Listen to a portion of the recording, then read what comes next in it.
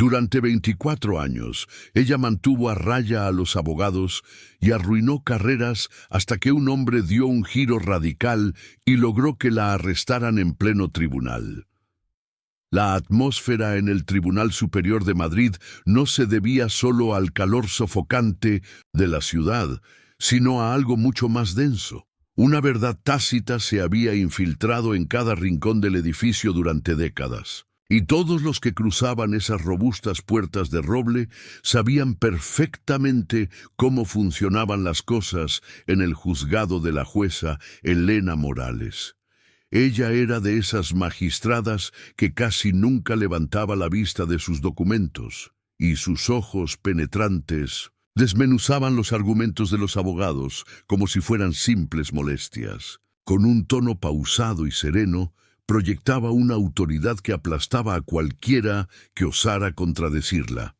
Parecía decir, relájense y escuchen, sin invitar realmente al debate. Había pasado 24 años en el banquillo, tiempo suficiente para dejar un legado, no de esos que se celebran en las facultades de Derecho o se inmortalizan en placas conmemorativas, sino un legado que se susurraba en los pasillos y se comentaba en voz baja en las reuniones de colegios de abogados. Los abogados, especialmente los de raza negra, sabían muy bien contra qué se enfrentaban cuando su caso llegaba a su tribunal. Sus sentencias siempre parecían inclinarse de una manera predecible. Las objeciones que aceptaba o rechazaba seguían un patrón que nadie podía demostrar, pero que todos entendían. Hoy ese patrón iba a ser puesto a prueba. Antonio Rodríguez entró en el tribunal con sus zapatos relucientes, resonando sobre el mármol del vestíbulo. Había estado en esa sala muchas veces, pero hoy era diferente. No era simplemente otro abogado defensor frente a la jueza Morales, ni solo otro nombre en la lista de casos. Hoy traía algo que ella no había anticipado.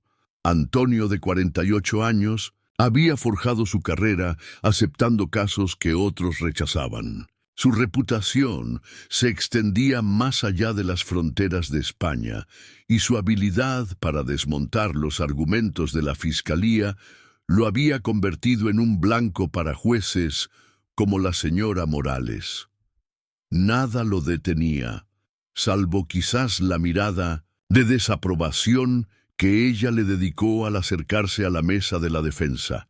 Ella ya lo despreciaba, no por el caso ni por algo que él hubiera dicho, sino simplemente porque era él.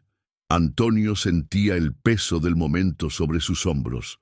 Esto no se trataba solo de su cliente, Sergio López, un hombre acusado injustamente de robo a mano armada. Era algo mucho más grande.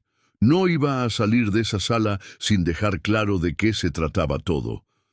«Señor Rodríguez», dijo la jueza Morales sin apartar la vista de sus papeles, «usted ya está caminando sobre una delgada línea en mi tribunal. No me haga perder el tiempo hoy». Esas palabras bastaron incluso antes de que comenzara la audiencia de verdad. Antonio apretó un poco más su maletín, manteniendo el rostro impasible. «Haré lo mejor posible, su señoría», respondió.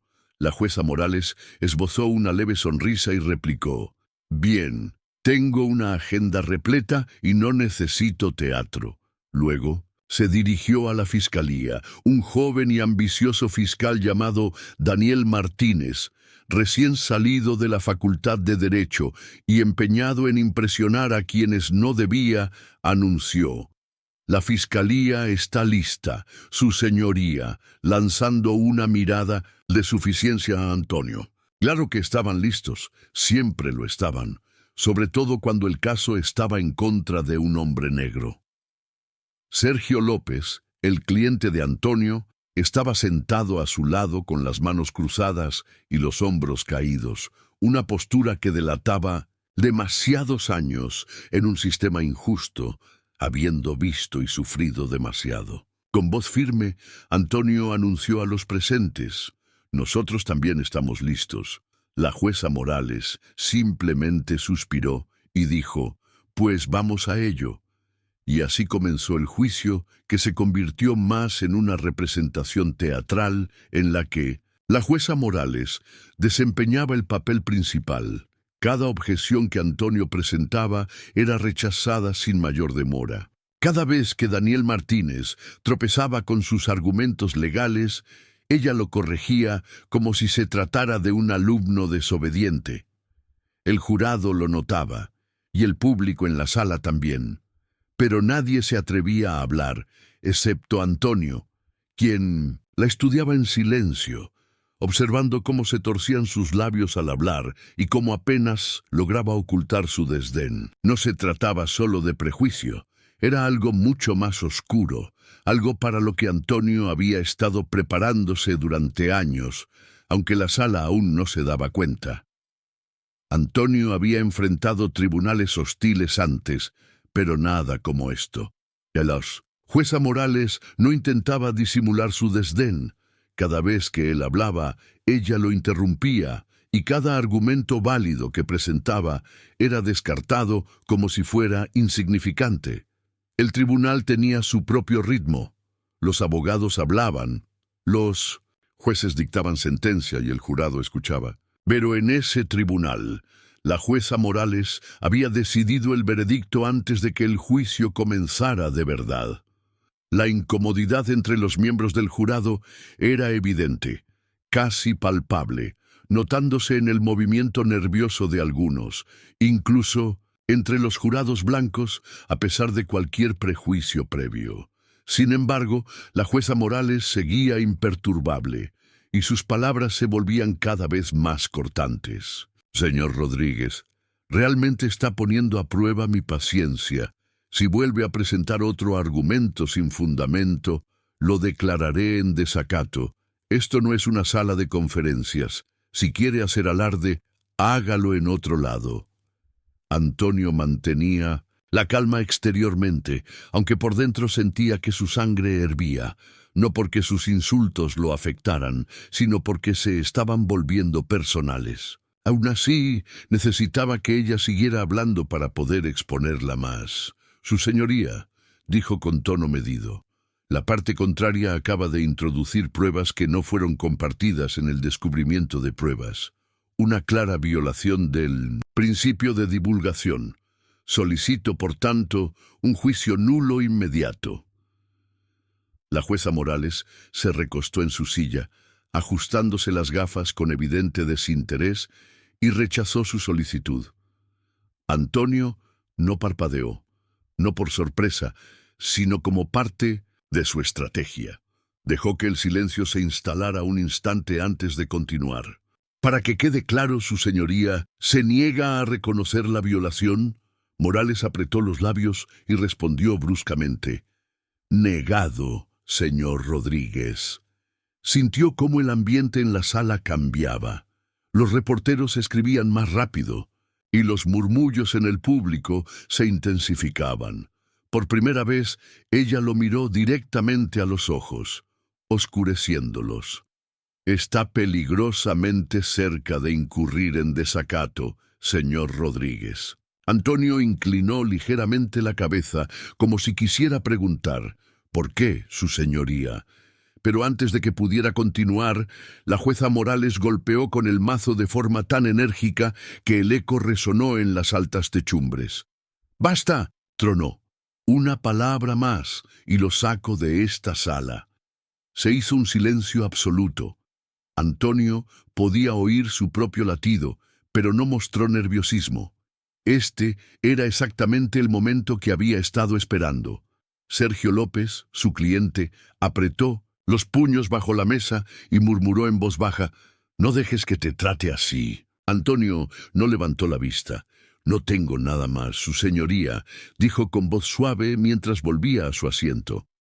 La jueza Morales se burló como si ya hubiera ganado, sin saber que el juego apenas comenzaba y que ella había caído en su trampa. Antonio permaneció sentado, su rostro impasible. Sabía muy bien cuándo presionar y cuándo retirarse, dejando que otros se autodestruyeran.